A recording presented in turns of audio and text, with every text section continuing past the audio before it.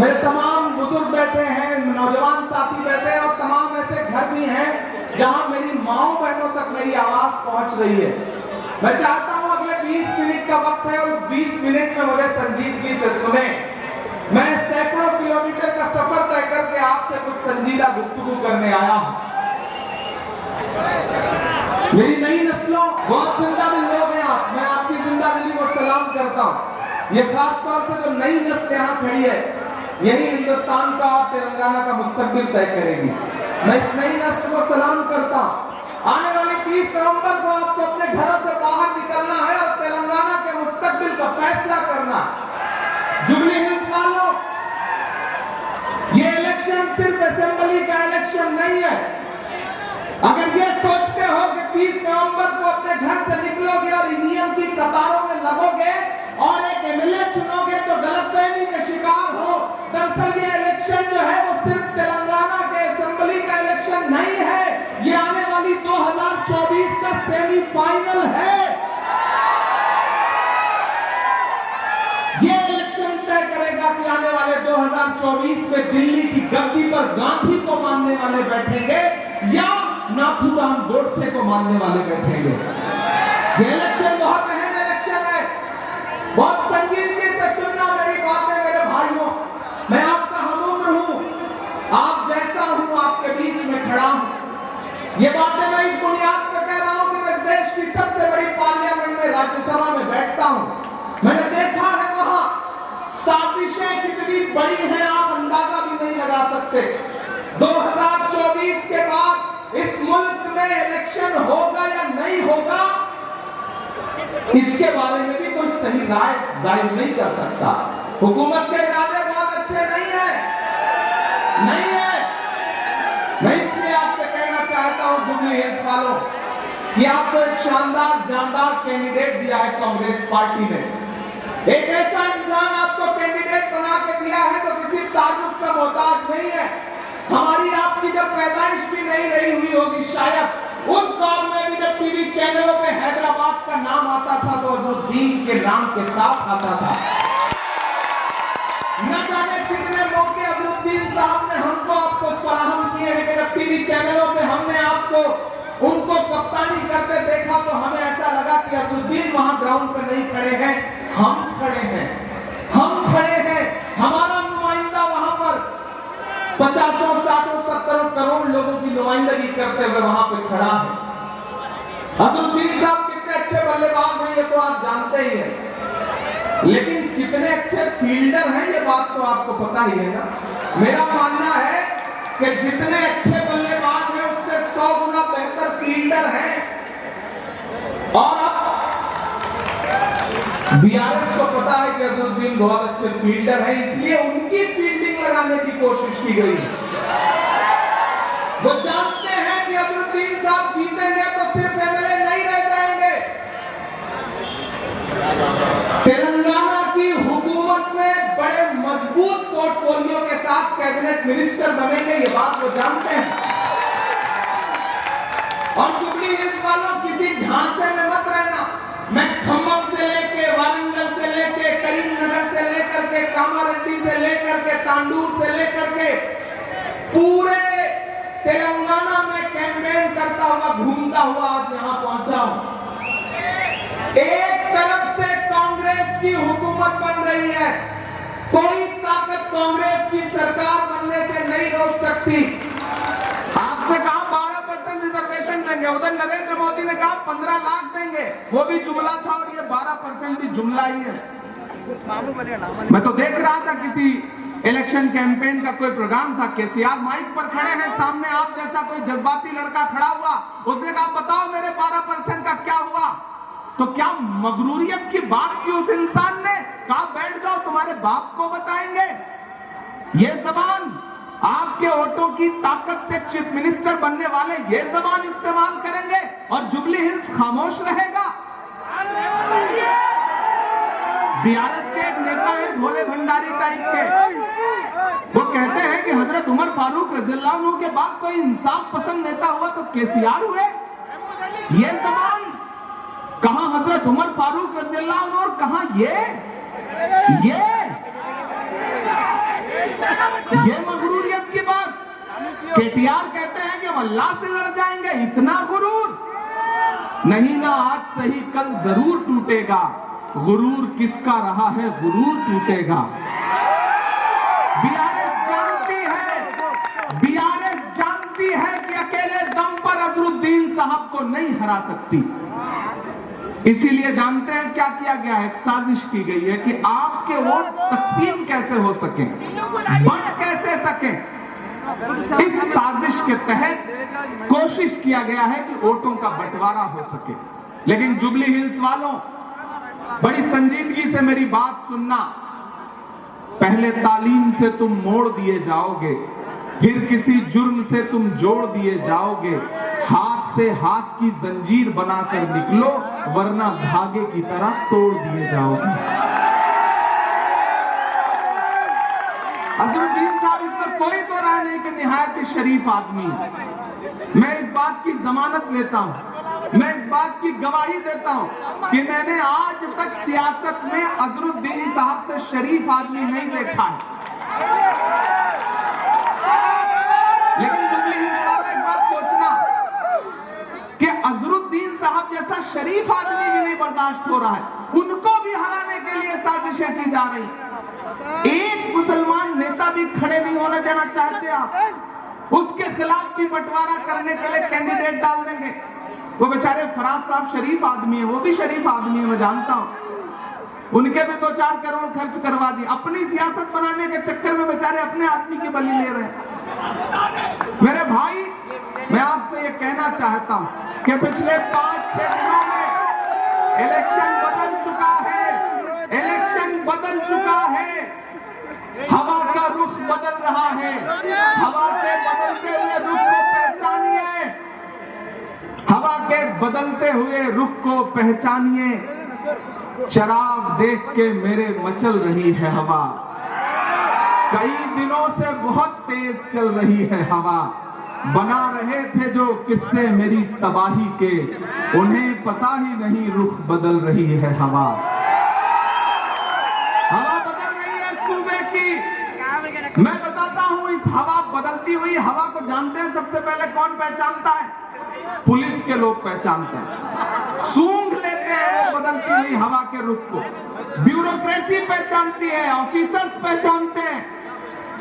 मैं एक दिन बेगमपेट एयरपोर्ट पे उतरा खम्मम से कैंपेन करके, मेरा हेलीकॉप्टर लैंड किया, उधर से रेवंत अन्ना का हेलीकॉप्टर लैंड किया, हम दोनों लोग साथ में निकल रहे थे। आप यकीन जानो जुबली हिल्स वालों के सामने खड़े हुए अधिकारी जिस अंदाज में सैल्यूट कर रहे थे, वो बता रहा था कि तेलंगाना की हवा बदल चुकी है। केसीआर की सभाओं में लाए हुए लोग हैं, कांग्रेस की सभाओं में आए हुए लोग हैं, बहुत फर्क है। हवा बदल चुकी है, इसलिए मैं आपके बीच में दामन फैला करके खड़ा हूं अजरुद्दीन साहब के लिए कि हम सब ने इनके टिकट के लिए बड़ी लड़ाई लड़ी है, ये इस बात को जानते हैं।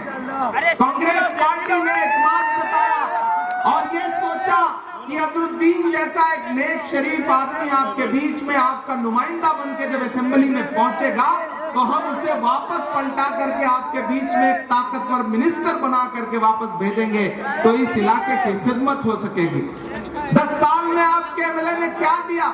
मैं तो सड़कों से आ रहा था तो मुझे ऐसा लग रहा था कि सड़कें हैं गड्ढे में या गड्ढे में सड़कें या सड़क में गड्ढा, फैसला ही नहीं कर पा रहा। आप जुबली हिल्स की सड़कों पे सफर करिए तो आप अंदाजा नहीं लगा सकते कि आप सफर कर रहे हैं या आखिरी सफर कर रहे हैं। इतनी खराब सड़कें। मेरे भाई, 10 साल में आपको झूठे जुमलों के अलावा कुछ भी नहीं मिला।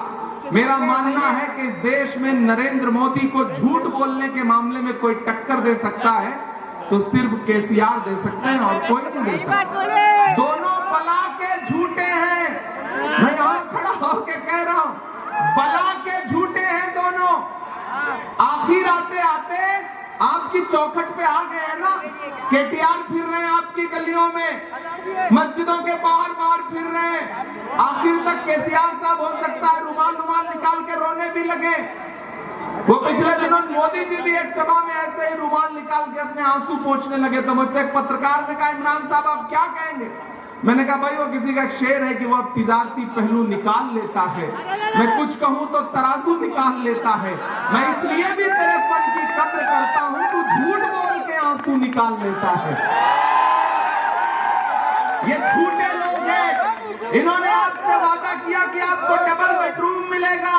मैं पूरे सूबे में जा रहा हूं, हमारी बहनों को, माओ को डबल बेडरूम तो नहीं मिला, लेकिन केसीआर का बंगला बन गया, केटीआर का महल बन गया, कविता का महल बन गया, लेकिन आपको डबल बेडरूम मिला क्या?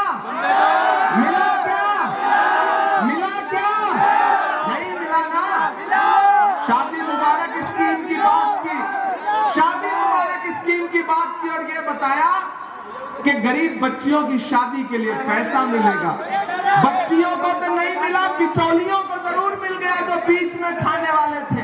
अब कांग्रेस पार्टी कह रही है कि हमारी हुकूमत आएगी तो हम गरीब बच्चियों की शादियों के लिए 1,60,000 रुपया देंगे। माइनॉरिटी डिक्लेरेशन का प्रोग्राम हुआ, अजहर भाई भी वहां पहुंचे थे। हमने ऐलान किया कि अगर हमारी हुकूमत आती है तो हम 4,000 करोड़ रुपए का अक़लियतों के लिए अलग से बजट रखेंगे। हमने ऐलान किया कि वो लोग जो छोटे छोटे रोजगार करना चाहते हैं और उनकी आधी से ज्यादा कमाई सूद में चली जाती है, हुकूमत उनके लिए माइनॉरिटी फाइनेंस कॉर्पोरेशन बनाएगी और उन्हें 5 लाख रुपए तक का लोन बिना इंटरेस्ट के, कम इंटरेस्ट पे मुहैया कराएगी। और मेरी नई नस्लों, कांग्रेस ने ऐलान किया कि high school, intermediate, graduation, PhD, MPhil की पढ़ाई के लिए अलग से स्कॉलरशिप दी जाएगी आपको। मैं आपसे इसलिए कहना चाहता हूं कि मेरे नई नस्लों में बड़ा जोश है, बड़ा जज्बा है, और अजहरुद्दीन साहब से आप बहुत मोहब्बत भी करते हैं। मुझे तो ये बात अच्छी लगी जब मैं यहाँ पे आया कि यहाँ पर अजहरुद्दीन साहब की हिमायत में उपेंद्र रेड्डी बैठे हुए हैं, सीएन रेड्डी बैठे हुए हैं, प्रीति जी बैठी हुई हैं, भवानी शंकर बैठे हुए हैं, नवीन यादव साहब आ गए इनकी हिमायत में। अब नजरें जुबली हिल्स वालों आप पर हैं, मन के कोई जिंदगी की रात में है, बहुत बुलंद फजा में तेरी पतंग सही, मुझे पता है मगर डोर किसके हाथ में है। मेरे भाई, राजा सिंह बर्दाश्त हो जा रहा है, अजहरुद्दीन बर्दाश्त नहीं हो रहे। मुझसे किसी ने एक दिन पूछा, मैं तो सलाम करूंगा, यहाँ पे ख्वाजा बिलाल बैठा हुआ है, हमारा भाई है, मैं सलाम करूंगा उसको कि उसने सियासत को, क़यादत को, सब कुछ ये कहते हुए ठुकरा दिया कि नहीं, अगर राजा सिंह से आप रिश्ता रखेंगे तो हम ऐसी सियासत के साथ नहीं खड़े। मैं बिलाल से चाहूंगा कि बिलाल आप 1 मिनट के लिए आगे आओ, मैं इस नौजवान को सलाम करूंगा। हमारे इस नौजवान साथी ने ठुकरा दिया और ये कह दिया कि अगर राजा सिंह को हराने की कोई कोशिश आप नहीं करेंगे। एक बार जोरदार ताली बजाइए बिलाल के लिए। बिलाल ने ठुकरा दिया और ये कह दिया कि अगर अजहरुद्दीन को हराने के लिए आप कैंडिडेट देंगे और राजा सिंह को वॉकओवर देंगे तो ये नहीं चलेगा। बिलाल मुझसे परसों पूछ रहे थे, बड़े मजे के आदमी, इन्होंने कहा आपको क्या लगता है एमआईएम के कितने विधायक हैं? मैंने कहा 7, बोले नहीं 8। मैंने कहा भाई ये 8वां कौन है? बोले राजा सिंह। समझदार आदमी है। मैं भी 1 मिनट के लिए चौंक गया। मैंने कहा आप तो बात तो सही कह रहे हो भाई। और इधर केसीआर, आपको लगता है कि केसीआर आपके अपने हैं? कितनी गलतफहमी के शिकार हैं। ये जो केसीआर हैं ये मोदी जी के यार हैं। ये जो केसीआर हैं ये मोदी जी के यार हैं। यहां जिम्मेदारी से खड़ा होकर के ठोक के ये बात कह रहा हूं मेरे भाई कि कब जाकर के नरेंद्र मोदी की गोद में बैठ जाएंगे आपको पता भी नहीं चलेगा। इनका सारा सेकुलरिज्म सिर्फ इसी असेंबली के इलेक्शन तक है। जुबली हिल्स वालों, आखिर में वक्त बहुत कम है, बस मैं आपसे ये कहना चाहता हूं कि अजहरुद्दीन सिर्फ आपके अपने नहीं है, अजहरुद्दीन पूरे मुल्क के हैं। अजहरुद्दीन पर पूरा हिंदुस्तान नाज करता है। अजहरुद्दीन हम सबका वकार है। अब इसलिए जिम्मेदारी आपकी है। उड़ान वालों, उड़ानों पे वक्त भारी है। उड़ान वालों, उड़ानों पे वक्त भारी है। परों की अब के नहीं, हौसलों की बारी है। दुआ करो कि सलामत रहे इनकी हिम्मत। ये एक चिराग कई आंधियों पे भारी है। मैं आपके सामने अजहर भाई के लिए दामन फैलाने आया हूं, और जिन्हें ये लगता है कि वो बहुत बड़े सियासतदान हैं, और अजहरुद्दीन तो बिल्कुल मतलब सियासतदान है ही नहीं, उन्हें बता दीजिए कि गमों की धूप में भी मुस्कुराकर चलना पड़ता है। ये दुनिया है, यहाँ चेहरा सजाकर चलना पड़ता है। तुम्हारा कद मेरे कद से बहुत ऊंचा सही, लेकिन चढ़ाई पर कमर सबको झुकाकर चलना पड़ता है। मेरे भाई, हमें पता है आप क्यों परेशान हैं। हम जानते हैं कि आपके जहन में यह बात है कि आप जानते हैं अगर अजहरुद्दीन चुनाव जीतते हैं तो तेलंगाना में सरकार बन रही है तो सिर्फ एमएलए नहीं रह जाएंगे। वो राशिद फराज के लिए आपसे कहने आ रहे हैं कि इसे एमएलए बनाइए। हम आपसे कहने आए हैं कि मिनिस्टर बनाइए यार, सरकार बनाइए। एमएलए तक बात नहीं है, सरकार बनने जा रही है। दुनिया का कोई सर्वे उठा करके देख लो, मध्य प्रदेश, छत्तीसगढ़, राजस्थान, तेलंगाना, चारों सूबों में क्लियर कट मेजॉरिटी के साथ कांग्रेस की सरकार बनने जा रही है। साहिल पे खड़ा हुआ ये शख्स एक नारा लगा रहा था कि मुझे इस मुल्क से नफरत कम करनी है, मुझे भारत को जोड़ना है, नफरत को छोड़ना है। उसका नारा था कि नफरत छोड़ो, भारत जोड़ो। और वो कितने किलोमीटर चला? पैदल 4000 किलोमीटर। उस शख्स का नाम राहुल गांधी है। मैं उनके साथ कंधे से कंधा मिलाकर चल रहा था। जब यात्रा केरल पहुंची तो मुझसे एक पत्रकार साथी ने कहा कि इमरान साहब आप तो शायर हैं, आप इनके साथ कंधे से कंधा मिला के चल रहे हैं, आप क्या कहेंगे? तब मैंने कहा था कि जो हर जालिम से टकराएगी वो आंधी बनाऊंगा, जो हर जालिम से टकराएगी वो आंधी बनाऊंगा। नए अंग्रेज आए हैं, नया गांधी बनाऊंगा। वो नया गांधी इस मुल्क में नफरत कम करने की कोशिशों के लिए पूरे मुल्क में 4000 किलोमीटर चलता रहा। मेरे भाई, आप इस बात पर ईमान रखते हैं कि मजदूर का पसीना सूखने से पहले उसकी मजदूरी दे दी जाए। मैं वो मजदूरी मांगने आया हूं अजहरुद्दीन साहब के लिए। हम लड़ रहे हैं जमीन पर, पार्लियामेंट से लेकर के सड़क तक लड़ रहे हैं हम लोग। आप अजहरुद्दीन साहब को भेजिए असेंबली में, इंशाअल्लाह हम वादा करते हैं आपसे कि आपके माइनॉरिटी डिक्लेरेशन के जितने भी प्रोग्राम हैं वो सारे के सारे जुबली हिल्स में पहली प्रायोरिटी पे लागू किए जाएंगे। यहाँ की सड़कें जो बदहाल हैं, अलग से बजट ला करके सड़कें बेहतर करवाई जाएंगी।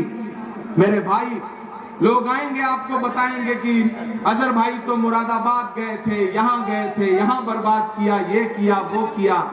मेरे भाई, जहां रहेगा वहीं रोशनी लुटाएगा। किसी चिराग का अपना मकान नहीं होता। ये चिराग है, ये जो जहां भी जाएगा जलेगा, रोशनी करेगा।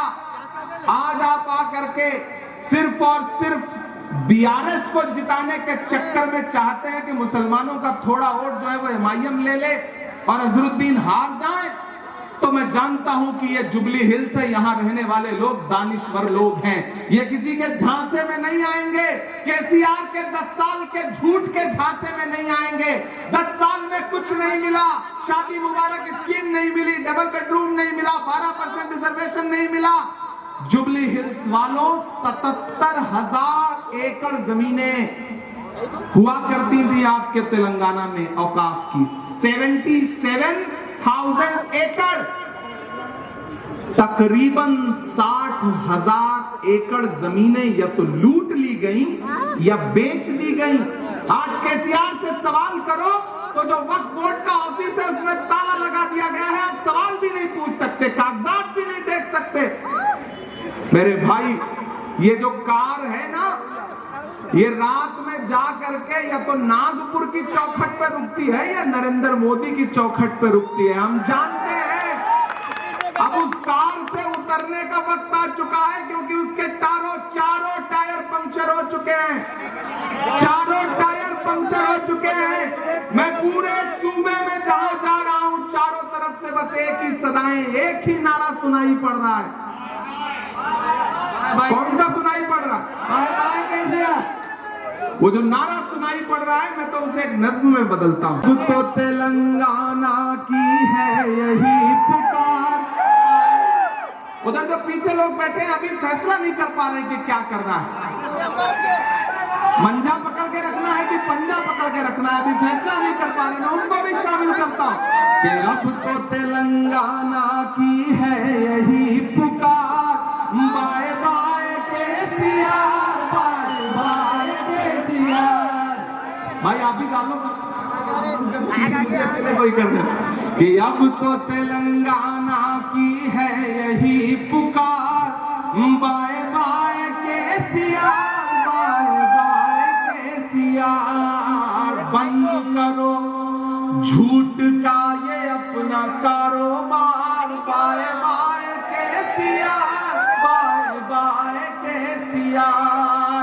इधर के लोगों को भी शामिल करता हूं कि लूट लिया तुमने ये पूरा तेलंगाना, लूट लिया तुमने ये पूरा तेलंगाना। जिस जुर्म में दिल्ली के deputy chief minister Manish Sisodia, उनके राज्यसभा एमपी संजय सिंह कई महीने से जेल में है, उसी जुर्म में कविता को पूछताछ तक के लिए नहीं बुलाया जाता ईडी के द्वारा।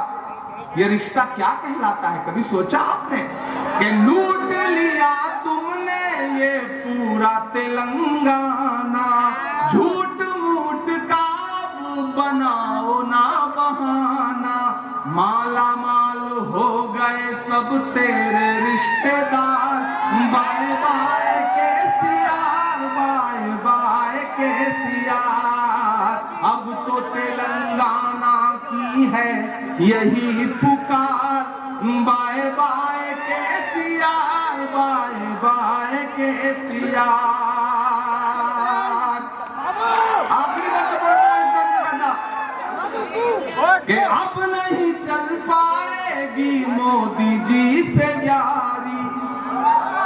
अब नहीं चल पाएगी मोदी जी से यारी। तुम नहीं निभा पाए अपनी जिम्मेदारी। आपकी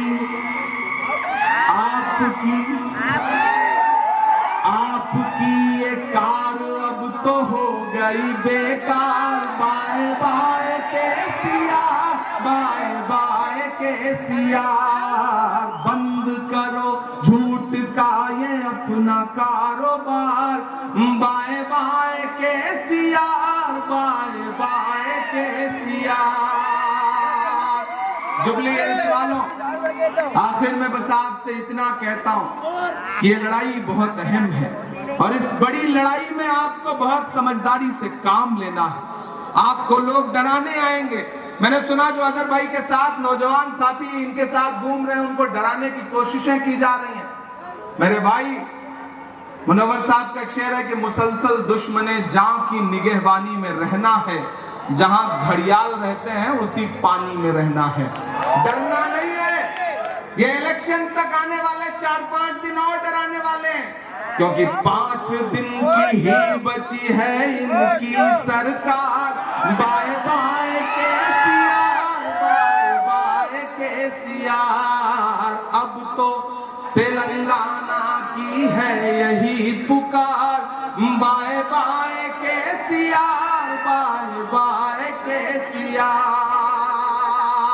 डरना नहीं है, झुकना नहीं है, बिकना नहीं है, बटना नहीं है। सबसे अहम बात यह है कि बटना नहीं है।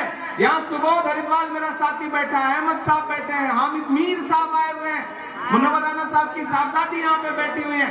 तमाम ऐसे जिम्मेदार लोग पूरे हिंदुस्तान से अजहरुद्दीन साहब के लिए अपना वक्त, अपना पैसा, अपना समय खर्च करके आपकी कॉन्स्टिट्यूंसी में कैंपेन कर रहे हैं। क्यों कर रहे हैं? क्योंकि हमें पता है अजहरुद्दीन का मतलब क्या होता है। हमें पता है कि इतने बड़ी शख्सियत का मतलब क्या होता है। ये जिस दिन असेंबली में पहुंचेंगे मेरे भाई, पूरे सूबे में अजहरुद्दीन साहब जो चाहेंगे, जिस तरह से चाहेंगे उस तरह का पोर्टफोलियो लेंगे और उस तरह का काम करेंगे। बाकी लोगों का काम क्या है? थोड़े वोट काट लो, बीआरएस को जिता दो। हम आपके बीच में क्या कहने आए हैं कि मुत्तहिद हो जाओ, एकजुट हो जाओ। और हाँ, ये अच्छी बात है। भाईजान ने मुझे 4 मिसरे याद दिलाए, वो जो थोड़े थोड़े मैंने तो शुरू में ही बता दिया, बेचारे फराज भाई शरीफ आदमी, उनके 2-4 करोड़ बर्बाद करवा दिए जाएंगे, इससे ज्यादा और कुछ भी नहीं है। लेकिन मैं जानता हूं ये मेरे नौजवान साथी जो खड़े हैं, ये बहुत समझदार हैं, ये बहुत अक्लमंद है और बड़े जज्बाती हैं। मैं इनके जज्बात की कद्र करता हूं और मैं जानता हूं ये यही कहेंगे। ये जो गोपीनाथ साहब हैं, जो सड़कें खा गए, सीवर लाइनें खा गए, डेवलपमेंट के पैसे खा गए, डेवलपमेंट के नाम पे कुछ नहीं दिया और उन्हें लगता है कि बांट करके और खरीद करके वोट ले लेंगे, तो उनसे आपको यही कहना है कि रब ने बख्शा है जो ईमान नहीं बिकता है, रब ने बख्शा है जो ईमान नहीं बिकता है, यानी अल्लाह का फरमान नहीं बिकता है। तैयार रहना चौथे मिसरे पे पीछे तक कि रब ने बख्शा है जो ईमान नहीं बिकता है, यानी अल्लाह का फरमान नहीं बिकता है। वो जो ऑटो के खरीदार यहाँ रहते हैं,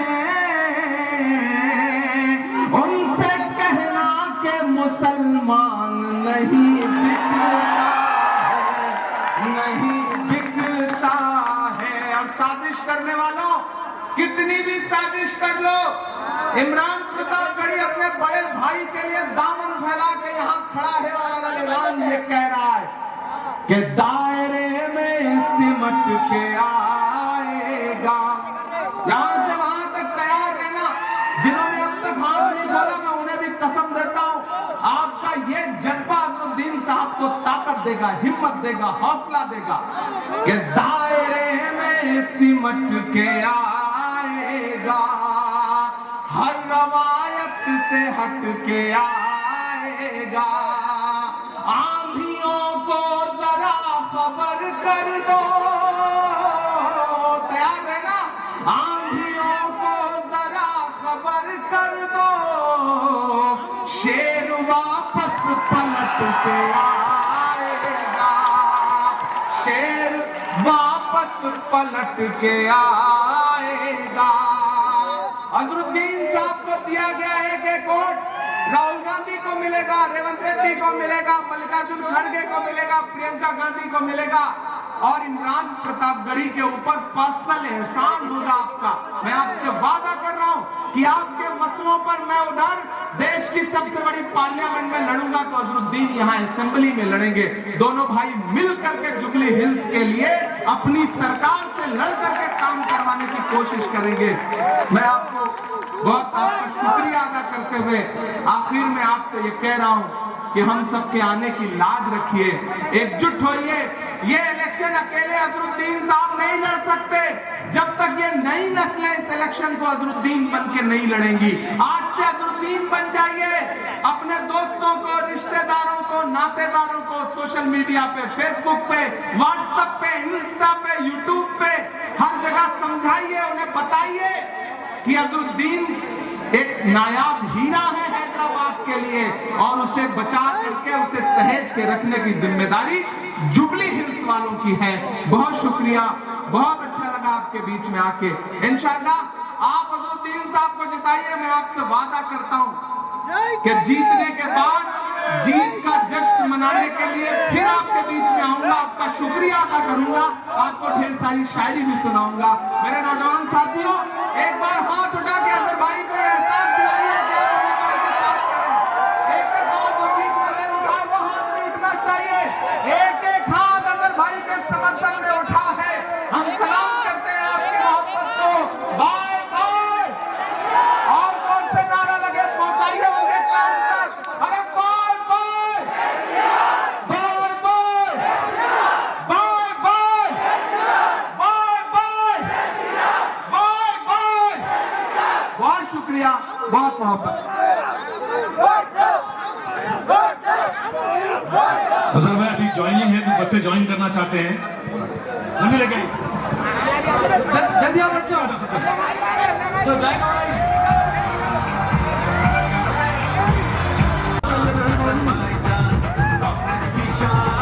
स्टेज से करीब हटाइए प्लीज। मेहरबानी नौजवानों से गुजारिश की जाती है कि वो स्टेज से करीब ना आए, दूर से जाके विश करें। मैं युवराज प्रताप गिरी साहब का बहुत ही दिल से शुक्रिया अदा करता हूँ।